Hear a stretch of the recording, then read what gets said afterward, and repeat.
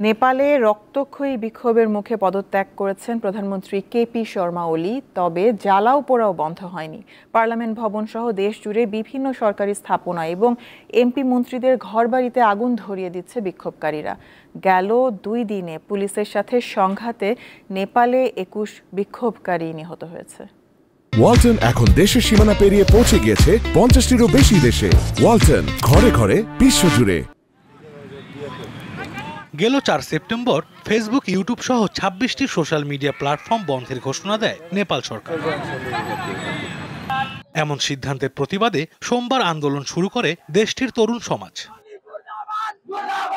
বিক্ষোভ দমাতে পুলিশ বল প্রয়োগ করলে তা সহিংসতার রূপ নেয়। এতে 19 জন প্রাণ হারায়, আহত হয় কয়েকশো বিক্ষোভকারী। রাজধানী কাঠমান্ডু সহ কয়েকটি শহরে জারি করা হয় কারফিউ।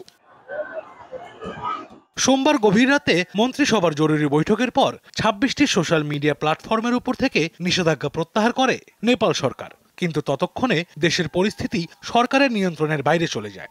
দাবি ওঠে প্রধানমন্ত্রীর পদত্যাগের। মঙ্গলবার কারফিউ উপেক্ষা করে দ্বিতীয় দিনে গড়ায় বিক্ষোভ। হামলা ও আগুন দেয়া হয় প্রধানমন্ত্রীর বাসভবন, পার্লামেন্ট ও সরকারি ভবনগুলোতে। এদিন পুলিশের সাথে সংঘর্ষে আরো 2 বিক্ষোভকারী নিহত হয়।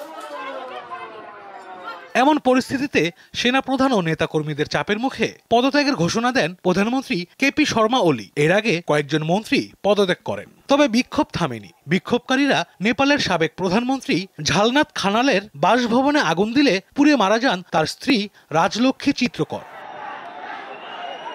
এ অবস্থায় এমপি মন্ত্রীদের হেলিকপ্টারে করে নিরাপদে সরিয়ে নেয় সেনাবাহিনী। এদিকে নিরাপত্তাজনিত উদ্বেগ ও অস্বাভাবিক পরিস্থিতিতে কাঠমান্ডুর ত্রিভুবন আন্তর্জাতিক বিমানবন্দরের সব ফ্লাইট বাতিল করা হয়েছে। এতে দেশে ফিরতে পারছে না নেপালে অবস্থান করা বাংলাদেশের জাতীয় ফুটবল দল। আশরাফ শুভ, দীপ্ত, বার্তা কক্ষ।